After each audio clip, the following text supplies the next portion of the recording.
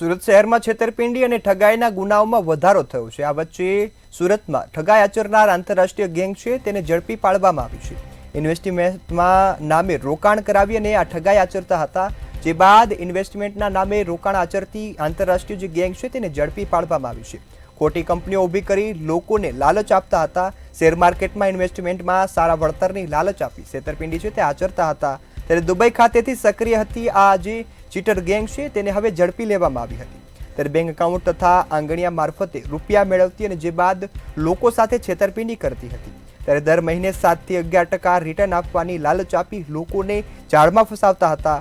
ત્યારે બોન્સ અને silver, gold સહિત પ્લેટિનિયમની જે સ્કીમ છે તે લોકોને આપતા અને આના નામે છેતરપિંડી આચરતા હતા। ત્યારે આ ગેંગને હાલ ઝડપી પાડવામાં પોલીસે સફળતા મેળવી છે। પોલીસે લેપટોપ, 7 મોબાઈલ, 40 લાખ રોકડ છે સહિતનો મુદ્દામાલ કબજે કર્યો છે। તપાસ દરમિયાન 235 કરોડના બેંક ટ્રાન્ઝેક્શન છે તે પણ મળી આવ્યા છે।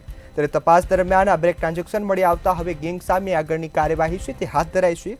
આ ગેંગ વિરુદ્ધ 26 જેટલા રાજ્યોમાં ફરિયાદ પણ નોંધવામાં આવી છે, જે બાદ હવે પોલીસે સફળતા મેળવી આ ગેંગને ઝડપી પાડી છે। ગેંગના 100 કરોડના જે આંગણિયા છે તે વ્યવહાર પણ મળી આવ્યા છે। ત્યારે પોલીસે આ મામલે હવે આગળની તપાસ હાથ ધરી છે અને આરોપીઓને કડક સજા થાય તે પગલાં લેવાની કાર્યવાહી પણ હાથ ધરી છે।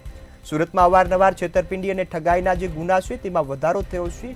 આ વધારા વચ્ચે શેર માર્કેટમાં ઇન્વેસ્ટમેન્ટમાં સારા વળતરની લાલચ આપી છેતરપિંડી આચરતી ગેંગને ઝડપી પાડવામાં આવી છે। દુબઈ ખાતેથી સક્રિય આ ગેંગ છે તેને હવે ઝડપી પડાઈ છે। દુબઈ ખાતે બેસી આ તમામ લોકો છે તે લોકોને સારા ઇન્વેસ્ટમેન્ટમાં વળતરની લાલચ આપી છેતરતા હતા, જે બાદ બેંક એકાઉન્ટ તથા આંગણિયા મારફતે રૂપિયા મેળવી અને છેતરપિંડી આચરતા હતા।